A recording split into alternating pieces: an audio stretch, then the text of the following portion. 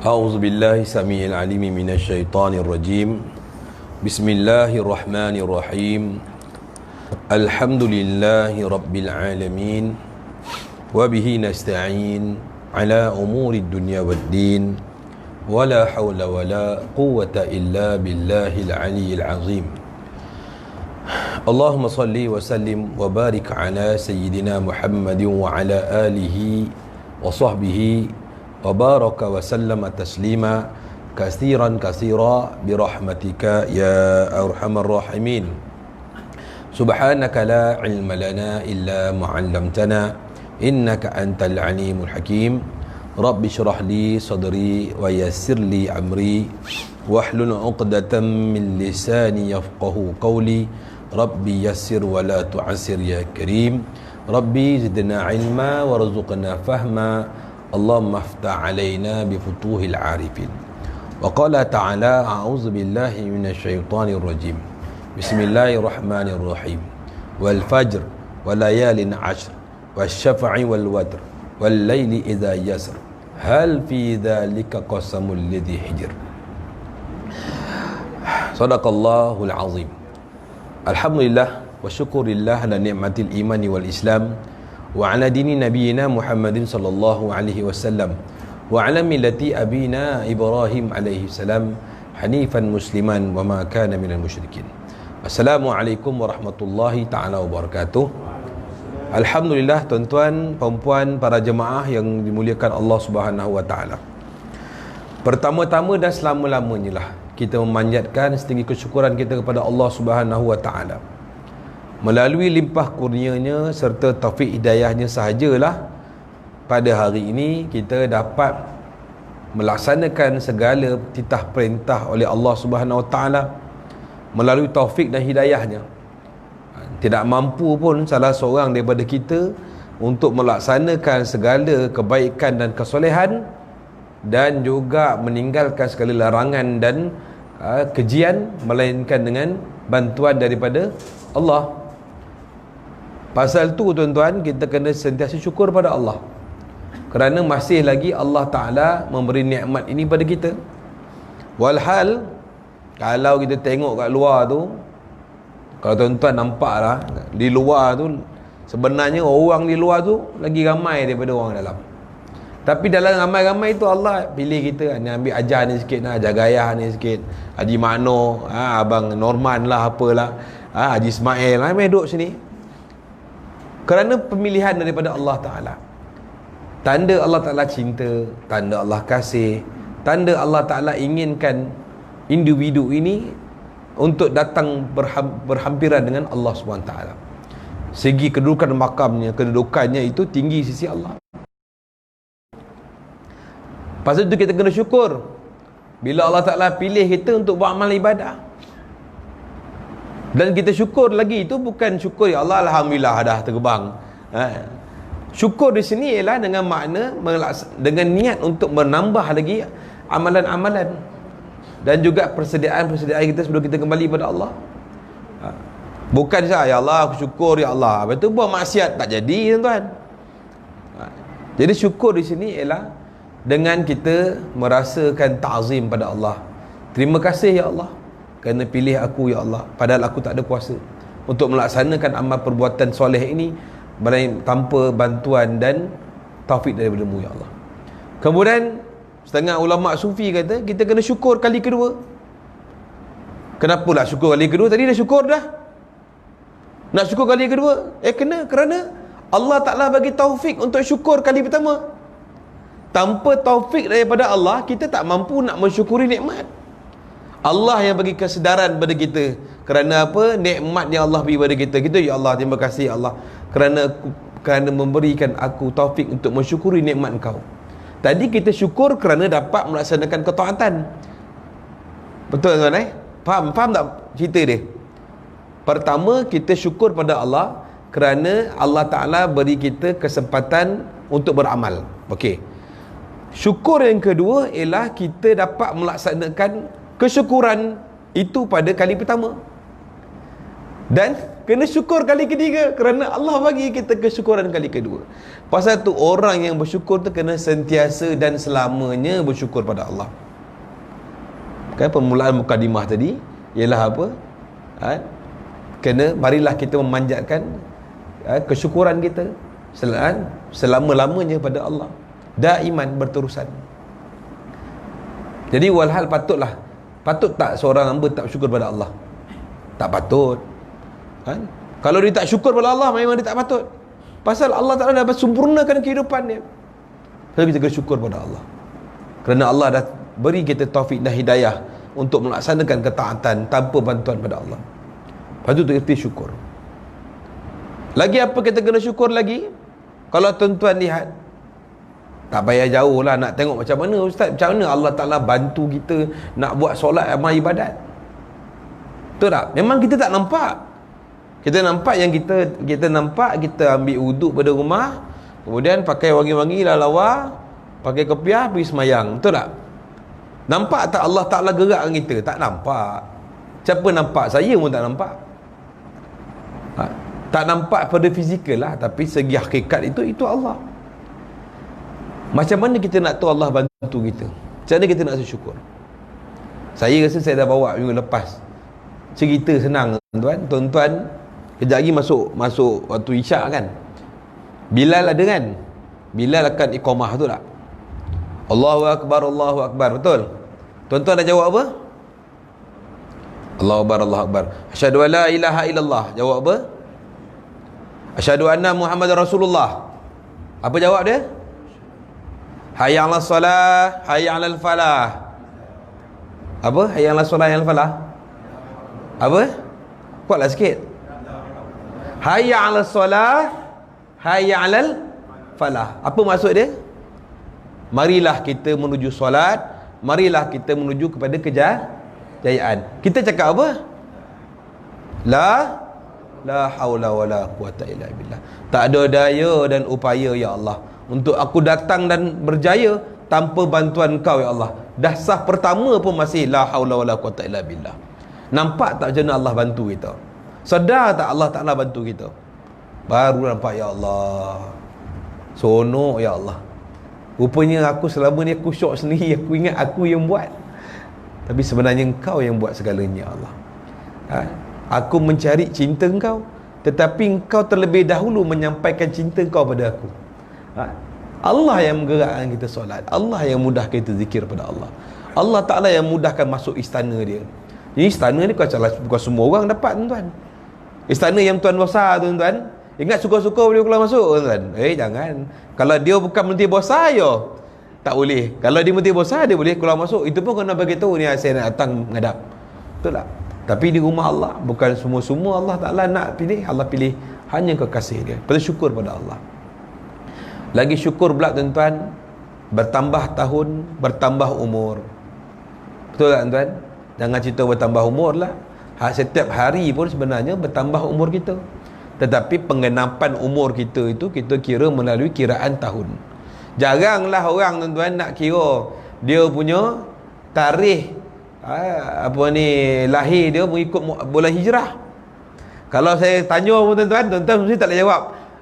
Yang kita ingat kan saya lahir 13 Februari 19 sekian. Okey. Tahun hijrah entahlah Ustaz, saya pun tak tahu tak ada. Kan? Betul tak?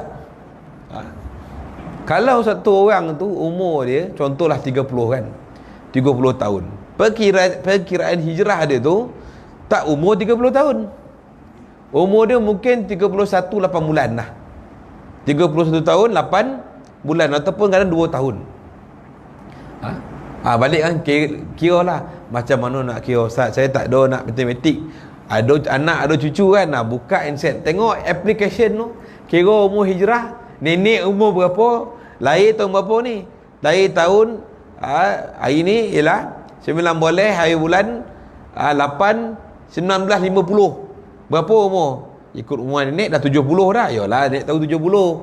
Umur hijrah berapa? 71 tahun lebih 8 bulan. Lebih kurang begitulah. Tapi berapa ramai yang tahu tuan-tuan?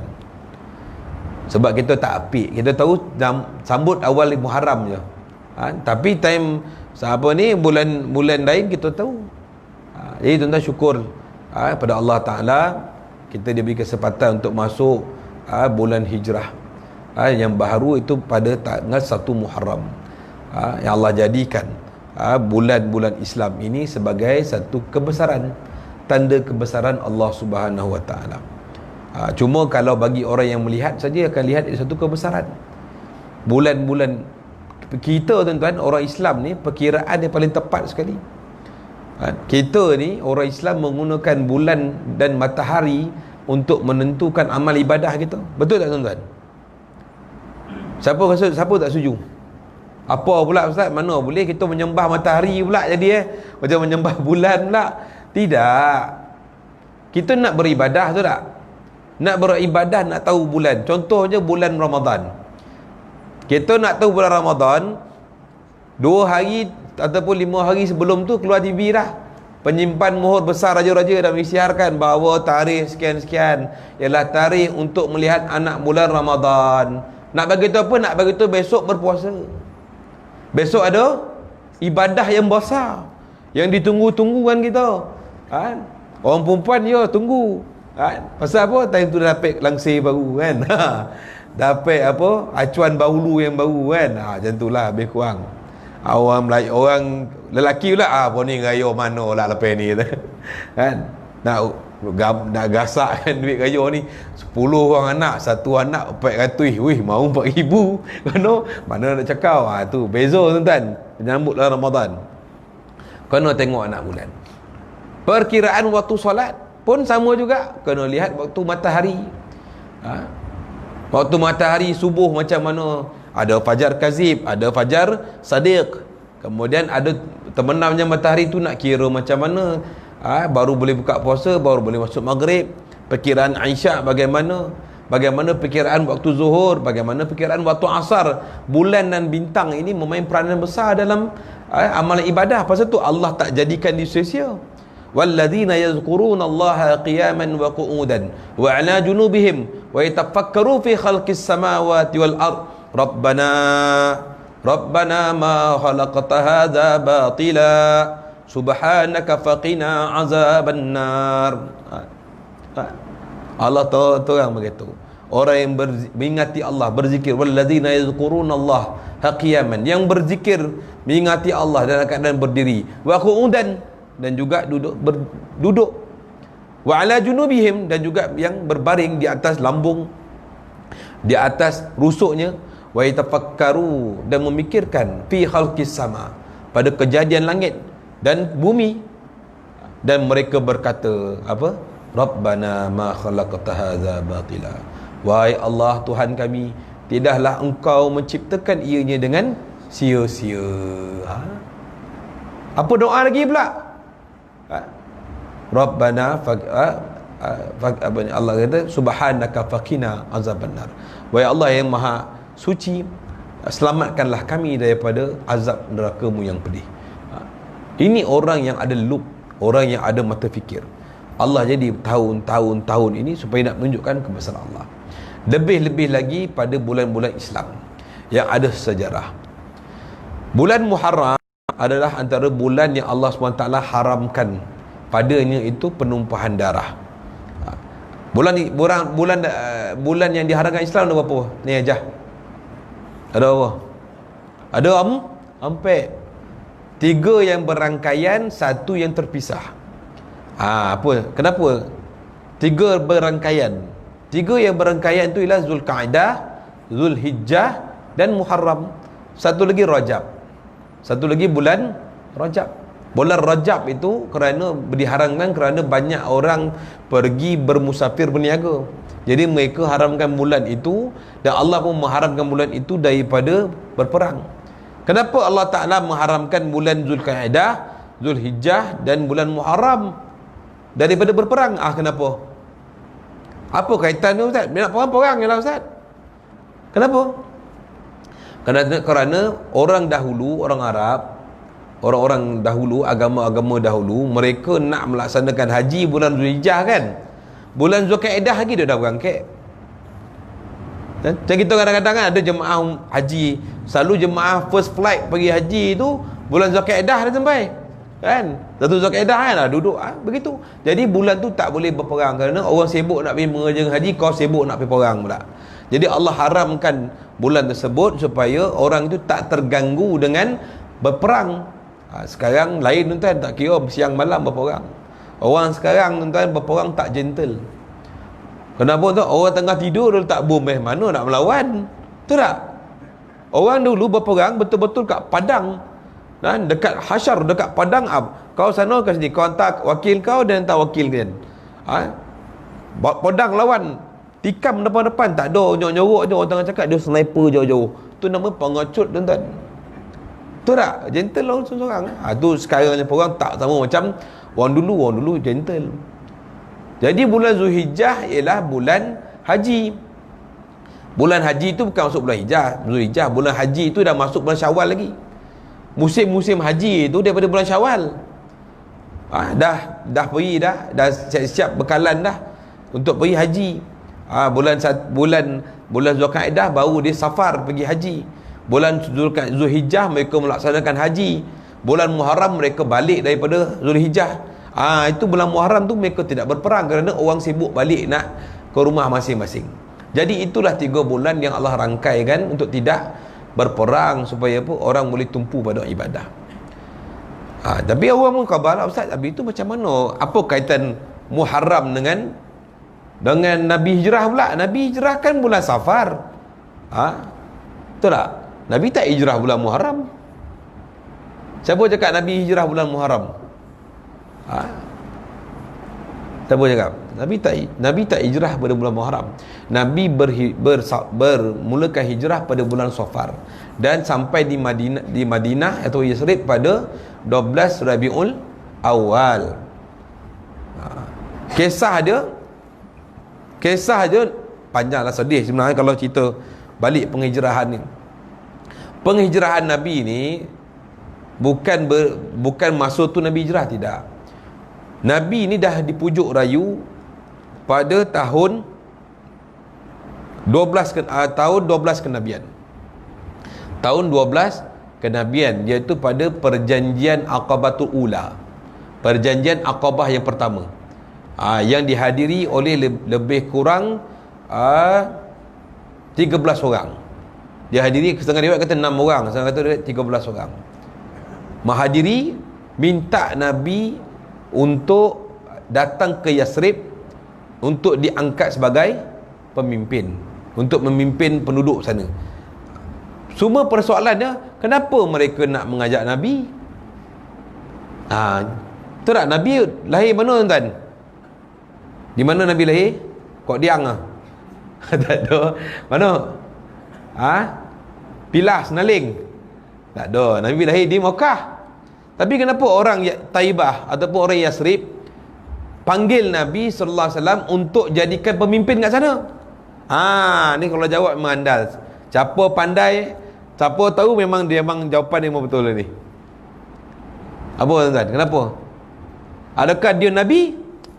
Itu faktor pertama Nabi tu Nabi.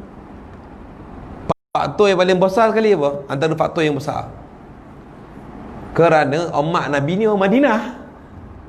Faham kan?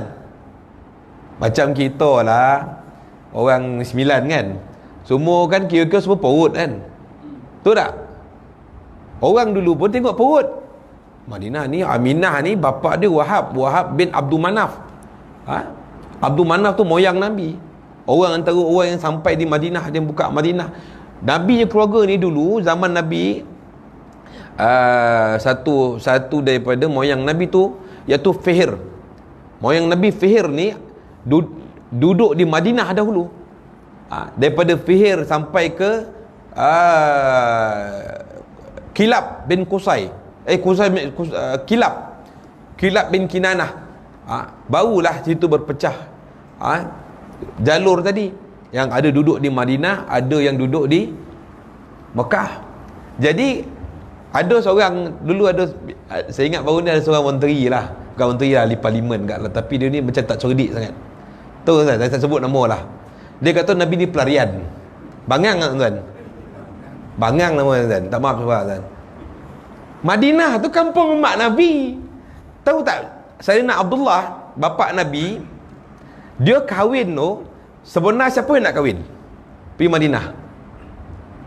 Yang nak kahwin sebenarnya ialah bapa datuk Nabi, Sayyidina Abdul Muttalib bin Hashim. Dengar tuan-tuan. Sayyidina Abdul Muttalib bin Hashim. Abdul Muttalib pergi ke Madinah bersama anak andanya, iaitu Sayyidina Abdullah bin Abdul Muttalib, iaitu bapa Nabi SAW. Abdul Muttalib sampai sana sebenarnya dia nak berkahwin. Dia nak berkahwin dengan siapa? Siapa tahu nama? Siapa nak tahu nama isteri Abdul Muttalib nak kahwin dengan Madinah? Tuan-tuan, Nabi pen tulis tuan-tuan. Penting benda ni. Supaya jangan kita suka-suka nisbahkan Nabi dia pelarian. Bagi saya ni orang tu tak ada akalnya orang. Sayyidina Abdul Muttalib kahwin pergi Madinah, kahwin dengan Halah binti Uhaib bin Abdul Manaf. Siapa Halah bin Uhaib bin Abdul Manaf? Halah ni ialah sepupu kepada emak Nabi, iaitu Aminah binti Wahab bin Abdul Manaf. Faham tak cerita dia? Sampai di Madinah kahwin dengan. Dah alang-alang sampai Sayyidina Abdullah bin Abdul Muttalib, mereka pun kata alang-alang sampai ni kahwinkanlah dengan Aminah. Jadi hari itu perkahwinan berlangsung, dua mempelai, satu anak satu bapa, kahwin dengan dua pupu, kahwin dengan sepupu. Abdul Muttalib kahwin dengan Halah binti Uhaib bin Abdul Manaf. Sayyidina Abdullah bin Abdul Muttalib kahwin dengan Sayyidatina Aminah binti Wahab bin Abdul Manaf. Clear tak? Clear tak? Pelarian tak Nabi? Tu kampung siapa? Saya balik Senaling Ustaz, apa tu? Mak saya yang kampung. Nabi pergi Madinah, balik kampung siapa? Balik kampung mak dia. Siapa yang panggil Nabi pergi Yasrib? Orang kampung mak dia panggil Muhammad ni lah. Kompet ni tak boleh dah, Bani Quraizah, Bani Kainuka dengan orang-orang Yahudi ni dah pijak kepala kita dah ni, tak boleh jadi ni. Lepas tu dakwah lah agama itu, kan? Dakwah. Dan Nabi pun tahu Nabi akan pergi Madinah. Sejak bila Nabi tahu pergi Madinah? Sejak bila Nabi tahu Nabi pergi Madinah? Pada tanggal 10 kenabian. Kan Nabi pergi Isra' Mi'raj. Betul tak? Nabi sampai di Isra' Mi'raj, Jibril alaihissalam kata, Muhammad solat 2 rakaat di sini. Solat 2 rakaat di sini. Rasulullah pun tanya, wahai Jibril, apakah nama tempat ini? Tengok Nabi ni penuh adab. Padahal Nabi dengan Jibril ni besar pangkat Nabi daripada Jibril. Tapi sebab guru kan, Jibril kan guru Rasulullah, tertib anak murid tanya, wahai Jibril, ni tempat apa? Ni tempat lahir kau. Padahal Nabi memang dah tahu tu tempat dia. Sebab umur 6 tahun Nabi lepas Sayyidatina Halimah binti Sayyidatina Halimah Sa'diyah, umur 5 tahun dia pulangkan Nabi kepada emak dia, pasal dia takut nampak Nabi berkena bolah dada tu. Dia ambil Nabi ada Taif, pulang balik. Umur Nabi 6 tahun, Nabi balik kampung ke situ. Balik kampung ke Madinah. Dalam perjalanan balik, emak dia meninggal. Lepas tu umur 6 tahun Nabi bersama. Nabi tahu Madinah, tapi sebagai tertib Nabi tanya, ni di mana kau Jibril? Ini Yasrib, ini Taibah, dan kamu akan berhijrah di sini. Nabi tahu tak? Memang Nabi tahu, cuma belum ada arahan, belum ada perintah. Sebab Nabi ini dia tidak akan membuat satu perkara tanpa ada wahyu. In huwa illa wahyun yuha. Wa ma yantiqu anil hawa in huwa illa wahyun yuha. Tidaklah Muhammad itu mengikut hawa nafsunya saja, bahkan dia itu mengikut wahyu dia yang diturunkan.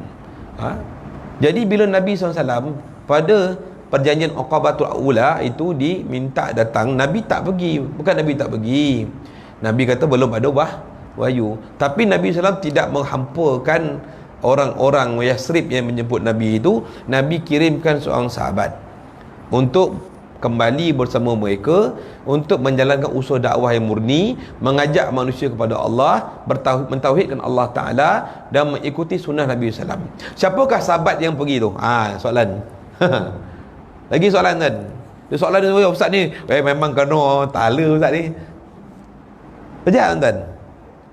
Siapakah sahabat yang Nabi SAW utuskan pergi berdakwah di Madinah? Dia keluar dari rumah selai sepinggang tuan. Sahabat ni dia keluar dari rumah selai sepinggang. Mak dia ni anak orang kaya. Kalau dia jalan lorong ni, orang tahu dia baru lepas jalan. Punya kaya minyak wangi tu. Dia punya mahal minyak wangi tu, baju dia pun mahal. Umur 18 tahun, 19 tahun. Ikut Nabi, cinta dengan Nabi. Lantaklah mak dia halau dia, pukul dia tahu dah dia ikut Nabi. Mak dia halau dia, keluarkan tarik pakaian dia semua, bagi pakaian kain putih je, ihram, itu yang dia pakai sampai dia mati. Itulah pakaian dia. Siapa kan nama sahabat tadi? Siapa nama sahabat tadi? Nama sahabat tadi ialah Sayyidina Mus'ab bin Umair radhiyallahu ta'ala. Kalau siapa tahu pengorbanan dia tuan-tuan, Allahu Akbar. Nabi dia pakaian dia, Nabi hantar, itulah pakaian dia, dan itulah pakaian dia mati di Uhud. Kita ini tuan-tuan, sembahyang zuhur lain, asar lain, maghrib lain, jangan cerita setahun kan. 5 waktu dah bertukar-tukar.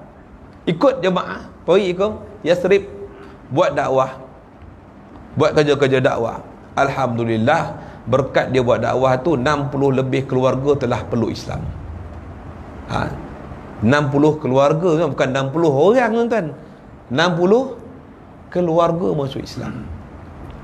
Pada musim haji kedua tahun 13 kenabian, datang jemaah. Ni besar sikit, lebih kurang 30 orang datang, termasuk beberapa wanita. Datang pun sama juga, kata wahai Rasulullah. Masa tu Rasulullah datang dengan Sayyidina Abbas radhiyallahu taala. Dia kata, wahai Rasulullah, kami ni ingin jemput tuan datang ke tempat kami dah 2 kali dah. Rasulullah kata belum tibanya masa. Kemudian barulah dia ambil bai'atus tsani. Ambil baitul aqabah yang kedua di mana? Di Arafah, di Muzdalifah, di Mina. Ambil bai'at aqabah yang kedua di Mina. Dan Sayyidina Abbas pun, ni Sayyidina Abbas cerita, Sayyidina Abbas bila tahu saja bahawa orang-orang Yasrib nak menjemput Rasulullah pergi ke Madinah, pergi Yasrib, maka Sayyidina Abbas panggil mereka, kata, kamu tahu tak apa kesannya kalau Muhammad ini pergi bersama kamu di Yasrib? Kamu nak ambil nanti anak kami, anak Sayyidina Abbas tu pakcik kan, pakcik Nabi. Kalau kamu ambil anak buah kami pergi sana, dah pasti dah tentu seluruh orang Arab akan memerangi kamu. Seluruh orang Arab akan memerangi kamu kerana membawa agama yang baru, kerana bawa agama Islam.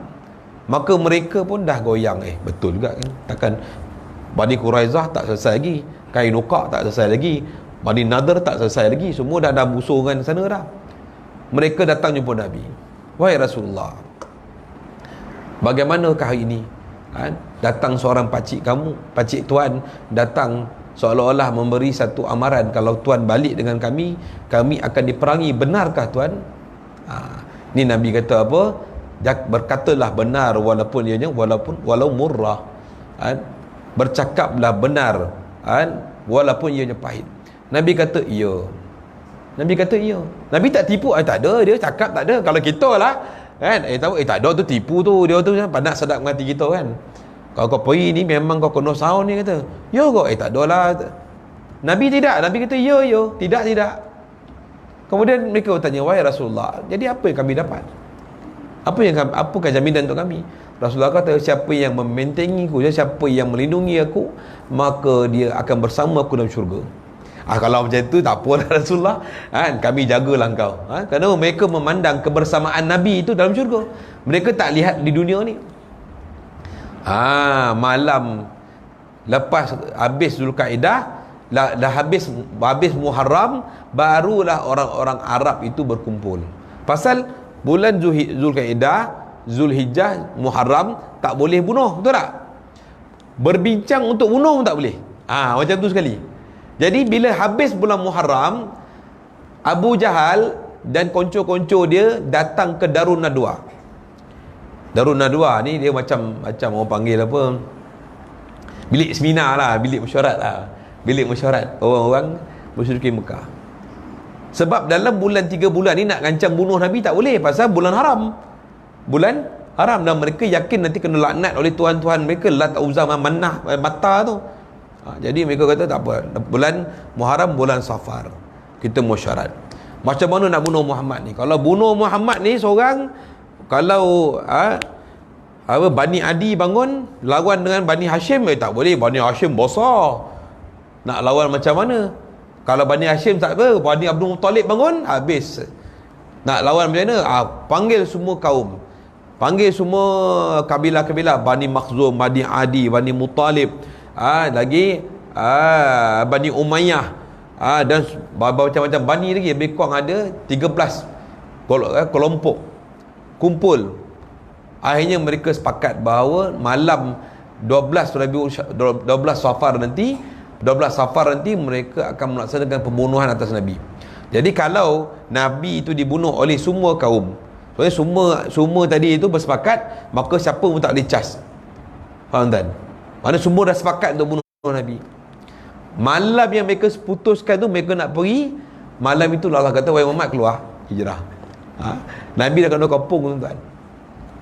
Dah kena kepung, keluar juga. Nabi SAW keluar panjang. Itu tuan-tuan tak cerita, tuan-tuan dah tahu dah. Itu yang mana laki balik lewat malam tu dia baca kan, waja'alna min baini aydihim saddaw min khalfihim saddaw fa aghshaynahum fa hum la yubsirun, dia hembui ke bini dia. Kan. Bini tak nampak. Bila masa abang balik ni kan. Contoh lah kan. Oh ni geng-geng orang panggil apa, TB lah dia kata. Kan. Geng apa? Geng apa kan? Geng TB semua takut sebut. Ada bini dia ni? Ada tak? Geng takut bini kata. Tak ada gurau-gurau tuan-tuan. Jadi bila malam tu Nabi keluar daripada rumah dah kadang menangis. Sayyidina Ali tidur tempat Nabi. Nabi keluar bukan Nabi loncat-loncat tuan. Siapa yang tak terasa kan, orang kampung tak suka dia kan, orang kampung pulau kan dia kan, caci maki dia. Padahal dahulu Nabi lah Al-Amin, Nabi lah Al-Arif kan? Tapi bila Nabi bawa agama ni, Nabi Al-Majnun, gila Nabi ni, kahin kan? Nabi ni penyihir dan sebagainya. Nabi rasa ialah orang kampung dia. Akhirnya Nabi pergi rumah Sayyidina Abu Bakar, wahai Abu Bakar, sekarang tiba masanya. Sayyidina Abu Bakar kata, memang aku dah tunggu dah, memang aku dah agak kau akan pergi. Maka Sayyidina Abu Bakar pun pergi berhijrah. Pandang kita lah, naik Gua Sur, duduk 3 hari dalam Gua Sur dan sebagainya. Nabi SAW pun sampai di, berjalan pergi ke Yasrib. Nabi pergi tuan-tuan daripada 12 Rabiul Awal, 12 Safar, maka sampai di Madinah. Sampai di Madinah pada bulan Rabiul Awal, itu 12 Rabiul Awal. Birthday Nabi lah. Mana Allah sendiri, kalau tuan-tuan tengoklah tarikh-tarikh tu, seolah-olah Allah Ta'ala menyambut kelahiran Nabi. Pasal bila sampai di Madinah, Nabi disorak-sorai orang kan. Orang, oh Nabi apa ni, tala'al badru alaina kan, lagu tu keluar kan, seolah-olah menyambut Nabi pada tarikh 12 Rabiul Awal. Nampak tak? Tapi kita sekarang lah sambut apa, Maulid Nabi, habis keluar bid'ah lah, masuk neraka lah, warning belum tuan. Tapi anak dia punya birthday, dia sambut gilang gemilang kan, artis semua sampai. Nabi bid'ah, tak boleh kata. Ni orang tak boleh panggil tak cukup akal lah, kata belum balik lah, senang cerita. Budak-budak ni. Nabi SAW sampai di Madinah. Sebelum Nabi sampai di Madinah, Nabi sampai di Quba. Siapa dah sampai Quba? Sebut ramai aja kan. Saya kalau jemaah umrah dengan saya pergi, saya wajib pergi Quba. Quba itu ada sejarah dia. Quba dalam Isra' Mi'raj, dalam peristiwa Isra' dan Mi'raj, Burak turun di Quba. Bukan di Masjid Nabi. Burak turun di Quba, dan Nabi SAW sampai di Madinah Idah Quba. Kalau tuan-tuan nak tahu, Madinah sekarang tak sama macam Madinah dulu. Madinah sekarang ni lebih pada menjaga. Dia luaskan Madinah tu sampai ke airport kan. Sebenarnya Madinah bukan macam tu. Madinah ni ialah antara Uhud, salah satu tuan-tuan, Uhud kan. Uhud tu sepadan Madinah. Pasal tu mereka nak berperang di sepadan di Uhud. Kan bila jemaah kafir Quraisy sampai di Bir Ali, duduk di situ, sahabat tunggu di Uhud. Pasal di Uhud tu pintu masuk nak masuk Madinah. Jadi Uhud tu masuk juga Madinah. Masjid Jumaat dan Masjid Quba dan Masjid Nabi tu. Itulah kawasan Madinah. Bukan sampai airport tu, airport tu dah lain. Tapi bila kerajaan warta pasal dia nak naikkan harga cukai tanah tu kan, pasal Madinah harga tinggi sikit lah, itulah. Jadi kena faham Madinah tu di mana. Madinah tu di mana? Bukan Madinah tu sampai airport tu memang nama airport Madinah International Airport. King apa? King Muhammad. King Muhammad International Airport. Itu bukan Madinah, itu airport Madinah. Tuan-tuan masuk dalam Masjid Quba, Masjid Qiblatain, itu semua Madinah.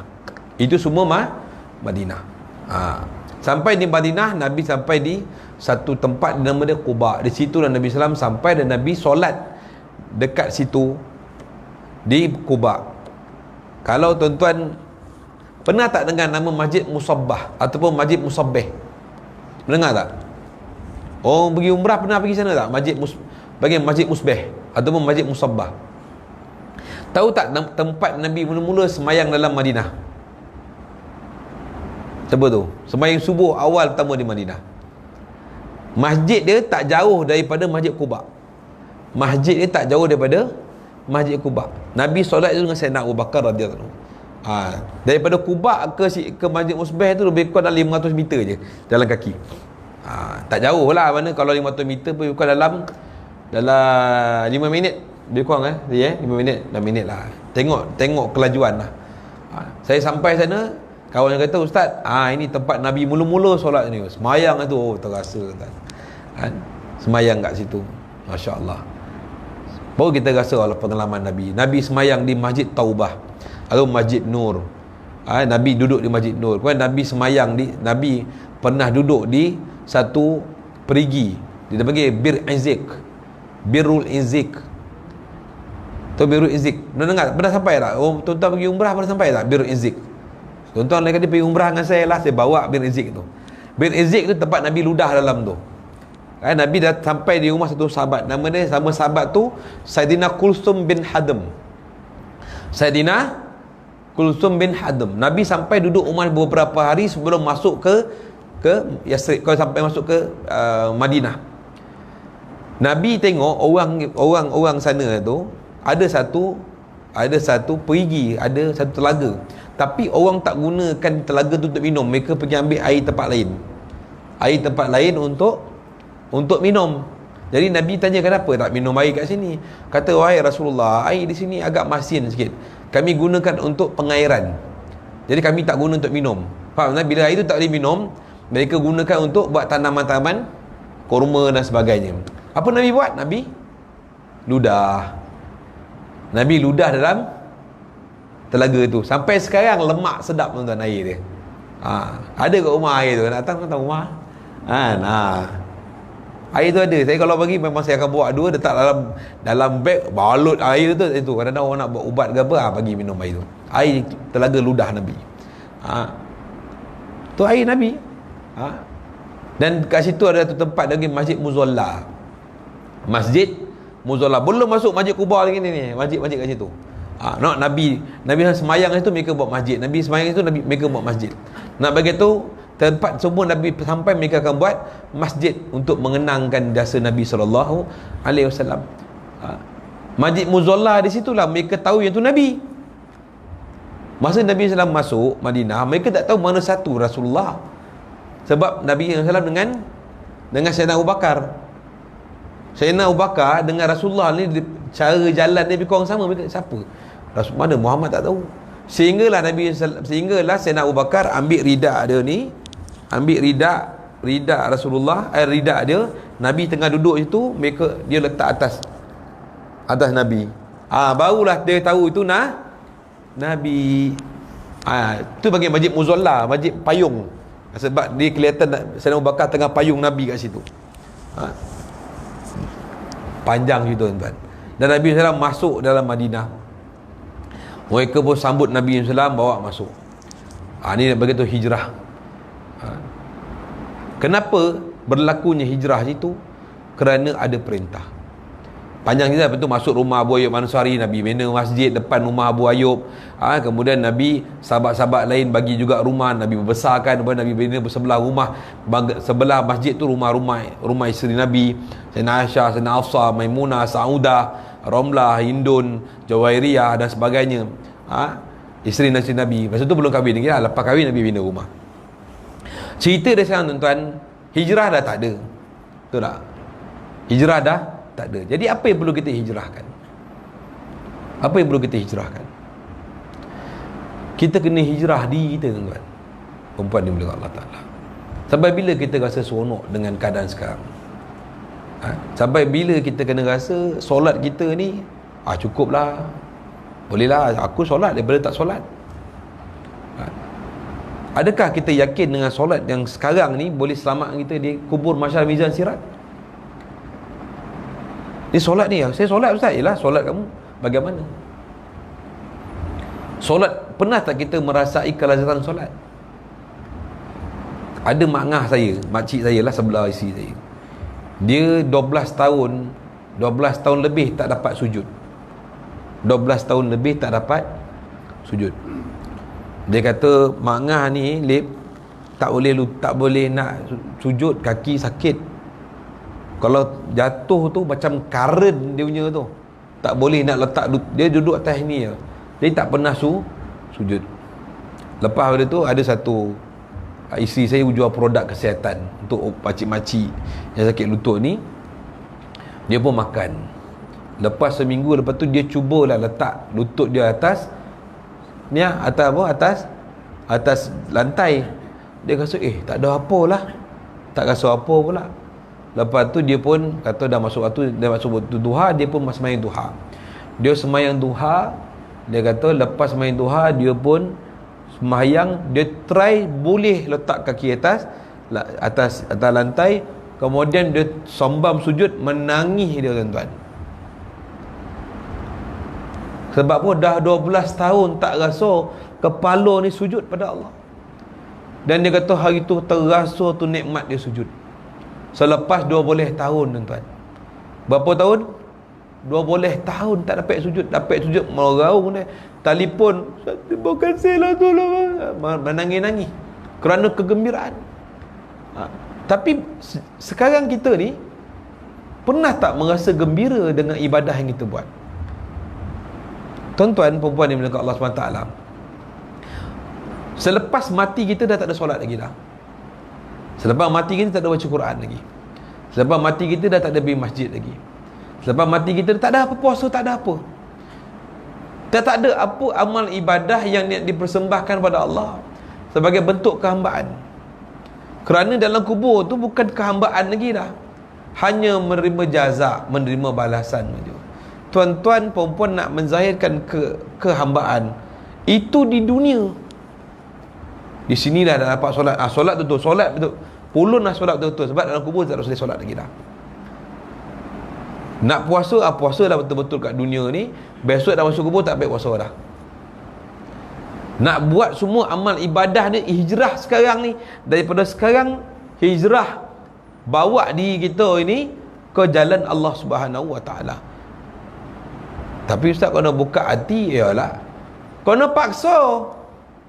Tak boleh suka-suka diam pun tak boleh, serah Allah Ta'ala tak boleh. Nanti Jabariyah jadi dia, golongan terpaksa. Dah macam mana saya ni, dah Tuhan dah tentukan semayang macam tu juga.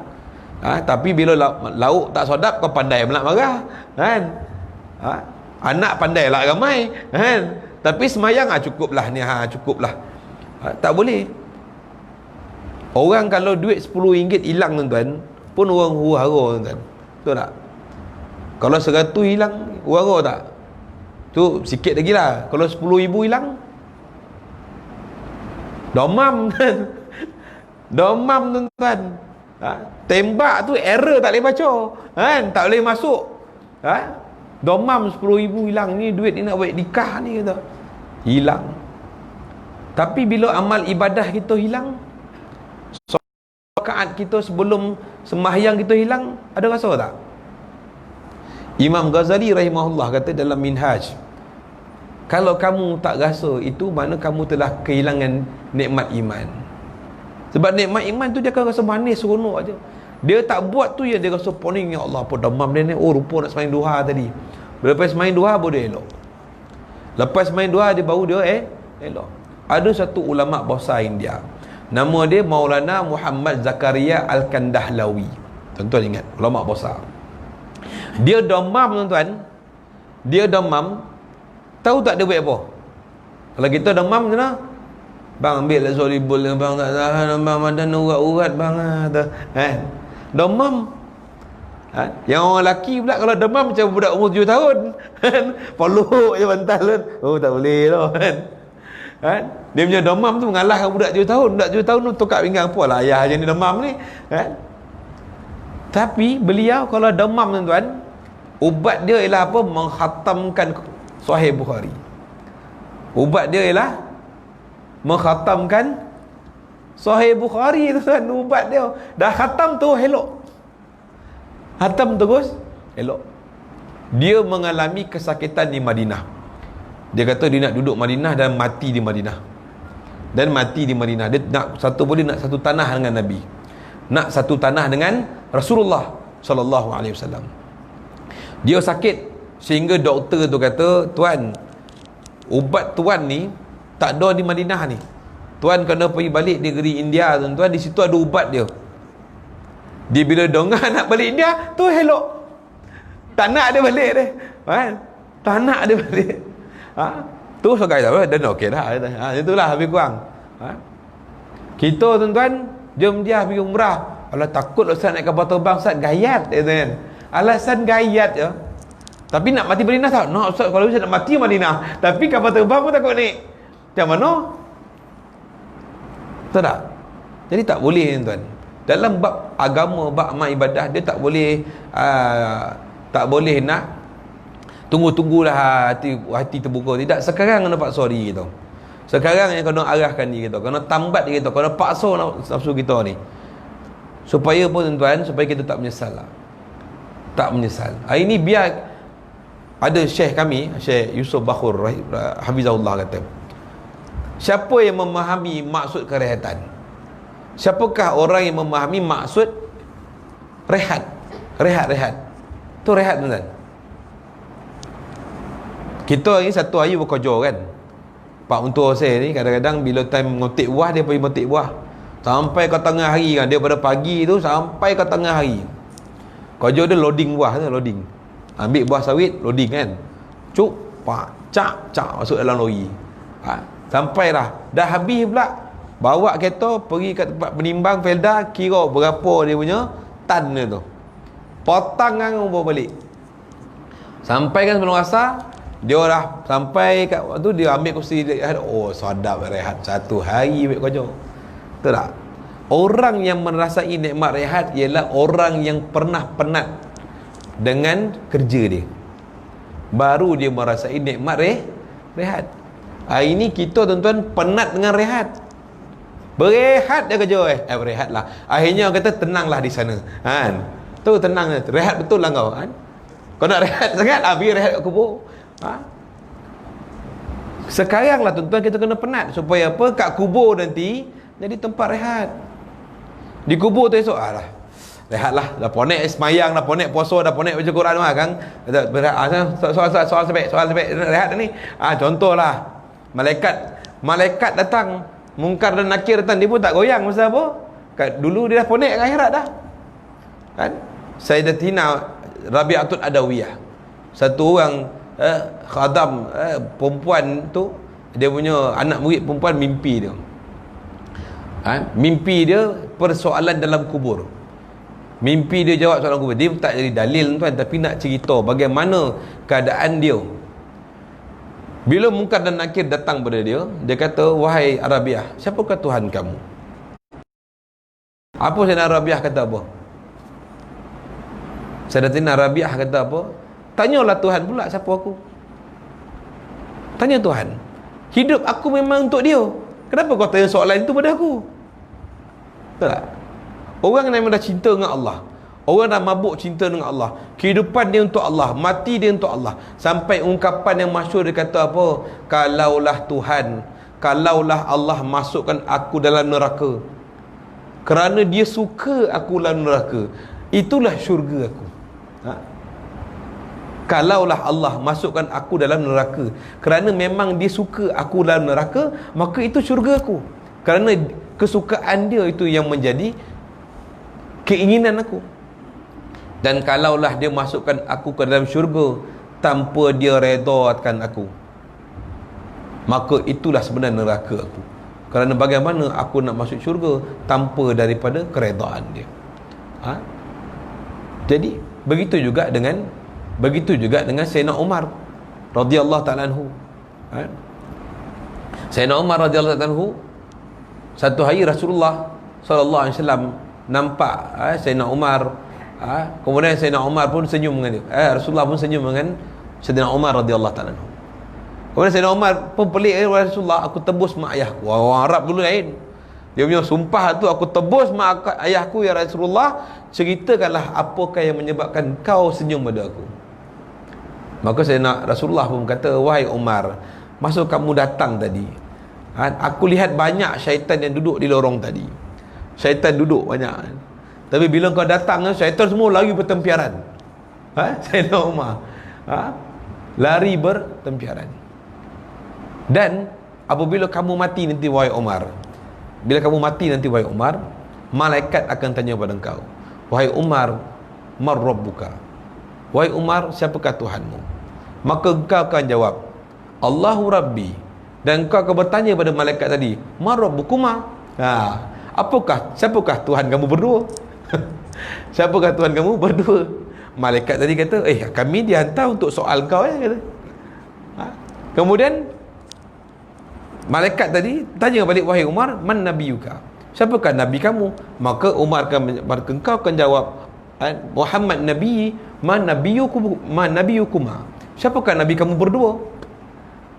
Dan malaikat dah jam itu lah. Malaikat pun kata, wahai Allah, kami ni pelik, wahai Allah, kami datang ni untuk menyoal ke untuk disoal? Kami ni datang ni untuk menyoal ke untuk disoal? Jadi Nabi tersenyum dengan keadaan begitu. Nabi kata, nak beritahu pun tuan, orang yang dahulu berhijrah daripada satu orang yang mana Sayyidina Umar radhiyallahu ta'ala anhu, yang kita pun tahu kisah hidup dia sebelum Islam, bahkan dia dah keluar pedang untuk bunuh Nabi. Dia berhijrah bersama Nabi, memeluk Islam dan menjadi hamba Allah yang saleh, sehingga kan kehidupan dia tu mengubah daripada dia tidak ada apa-apa menjadi sahabat Nabi SAW yang besar pengorbanan daripada agama Allah Ta'ala, sehingga dia lantik sebagai Khalifatul Mukminin, menjadi khalifah kepada Rasulullah SAW, kerana perubahan penghijrahan dia, kerana berubahnya daripada sikap musyrik kepada Allah kepada mentauhidkan Allah, daripada nak membunuh Nabi kepada mencintai Nabi SAW, sehingga dia berubah. Dan sampai bila kita nak rasa seronok dengan kisah-kisah ini tuan-tuan? Kita boleh berseronok dengan kisah-kisah begini, tapi kita tak mengubah diri kita. Sepatutnya kisah-kisah beginilah mengubah diri kita. Sebab kisah-kisah yang bersemangat ini yang menjadi satu wadah ataupun pembangkit kepada kita untuk berubah. Tasawuf ini tuan-tuan, ilmu tasawuf, dia bukan cerita pasal benda baik dan benda buruk, tidak. Tuan-tuan belajar ilmu tasawuf kan? Ilmu tasawuf, tasawuf bukan cerita pasal baik dan tidak baik. Kalau tuan-tuan nak tahu baik dan tidak baik, senang je. Tuan-tuan pakai kopiah, pakai macam ni, duduk kat AST tu lah. Tuan-tuan AST, duduk kat waduh belakang tu, duduk situ.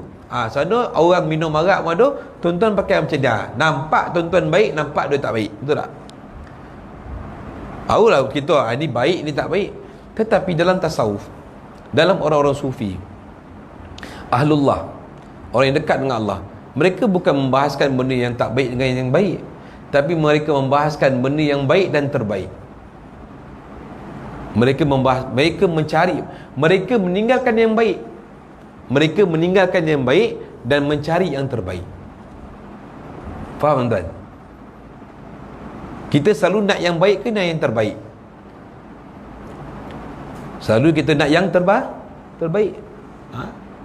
Dulu Cikgu Mizi kata, "Ustaz, ini stand ni tak bagus Ustaz." "Tak bagus, beli yang jenama samurai, yang elok sikit." Beli. Walaupun samurai tu stand dia ni mahal, beli juga pasal dia terbaik. Stand dia sama juga, tapi tak pakai lama. Bagus juga, tapi tak pakai lama. Jadi kita pun tinggalkanlah. Baik, beli yang baik. Kalau kita pun suka pemberian yang terbaik untuk kita, Allah, Tabarakalladzi biyadihil mulku wa huwa ala kulli syai'in qadir, alladzi khalaqal mauta wal hayata liyabluwakum ayyukum ahsanu amala. Allah bukan nak tengok amalan yang baik, Allah nak tengok manakah amalan yang terbaik yang hamba ku buat untuk aku. Jadi sebenarnya bulan tahun baru ini 1442 Hijrah, hari ini bertepatan dengan 1 Muharram, maka kita cari yang terbaik untuk Allah. Sampai bila kita nak cari yang terbaik untuk selain daripada Allah? Kita selalu buat untuk selain daripada Allah. Kita sanggup buat untuk diri kita, kita sanggup untuk buat untuk orang lain, tapi untuk Allah, kita selalu nak jadi isteri yang terbaik pada suami kita. Tapi adakah kita nak jadi terbaik sisi Allah? Kenapa tak pernah terfikir nak jadi saya ni menjadi insan yang terbaik sisi Allah? Begitu juga suami selalu memikirkan yang mana aku nak menjadi yang terbaik pada ahli keluarga aku. Tapi kenapa kita tak pernah fikir untuk jadi yang terbaik di sisi Allah? Kerana Allah tak pernah meninggalkan kita. Walaupun mak ayah kita akan tinggalkan kita, walaupun suami kita akan tinggalkan kita, walaupun anak-anak kita akan tinggalkan kita, Allah tak pernah tinggalkan kita. Kenapa kita tak pernah buat terbaik untuk Allah? Kenapa masa kita sebut subhanallah, subhanallah, subhanallah, kita tak sebut dengan subhanallah yang terbaik? Kenapa kita masa kita diberi peluang untuk alhamdulillah, alhamdulillah, alhamdulillah, kenapa kita tak bersyukur dengan syukur yang terbaik? Bersyukurlah dengan terbaik. Berilah masa untuk Allah. Allah tak pernah meninggalkan kita.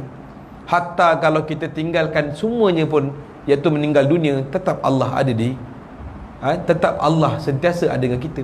Kerana manusia ataupun alam ini sentiasa ada nisbah kepada Allah. Walaupun dia dah berpindah alam, walaupun dia dah bercerai ataupun dia hancur, tetap Allah yang ada dengan dia. Mustahil dia berpisah daripada Allah. Pasal tu carilah Allah. Jadi kita niat bulan ini, tahun ini, kita ubah untuk jadi yang terbaik di sisi Allah. Jadi amal yang terbaik, buat duha-duha yang terbaik, solat yang terbaik. Menyesal, ya Allah, tahun lepas dah tak boleh ganti dah tuan-tuan. Tuan-tuan tak boleh balik dah. Nak betulkan cerita lama tak boleh. Jadi pas is pas lah. Orang tu kata, buang yang keruh, ambil yang jernih. Jadikanlah momen sekarang ni jernih. Benda yang dah lepas, satu benda yang telah tinggalkan jauh. Walaupun sesaat yang lepas, pasti dia akan tinggalkan kita. Kita jangan cakap nak dapatkan 30 tahun yang lepas, nak dapatkan sesaat yang lepas pun tak boleh. Yang kita boleh buat sesuatu ialah sekarang. Dan masa depan belum tentu lagi ada ke tidak. Sekarang dia, kita ubah, ya Allah, sekaranglah aku nak buat yang terbaik untuk Engkau, ya Allah. Sampai bila aku nak buat terbaik untuk orang? Sampai bila aku nak buat terbaik untuk semua sekali? Baik aku buat terbaik untuk Engkau. Jadi bila kita buat terbaik untuk Allah, maka kita akan jadi terbaik sisi orang lain. Kita akan jadi terbaik pada suami kita. Kita akan jadi terbaik pada anak kita. Kita akan kita jadi terbaik pada pandangan isteri kita dan ahli keluarga kita, dan seluruh sekali. Kerana kita buat yang terbaik. Pasal tu Nabi SAW dipanggil ahsanul makhlukat, makhluk yang terbaik, kerana semua perkara yang dia buat tu kerana Allah, dengan terbaik, dengan sebaik-baik jalan Nabi SAW buat. Tidak ada amal solat yang lebih baik daripada solat Nabi SAW. Ada orang kata solat lebih baik daripada solat Nabi? Tak ada. Solat Nabi yang lebih baik. Tidak ada puasa yang lebih baik melainkan puasa Nabi SAW. Tidak ada rukuk yang lebih baik melainkan rukuk Nabi SAW. Kerana Nabi itu sentiasa buat yang terbaik untuk Allah. Nabi itu sentiasa memberi yang terbaik untuk Allah.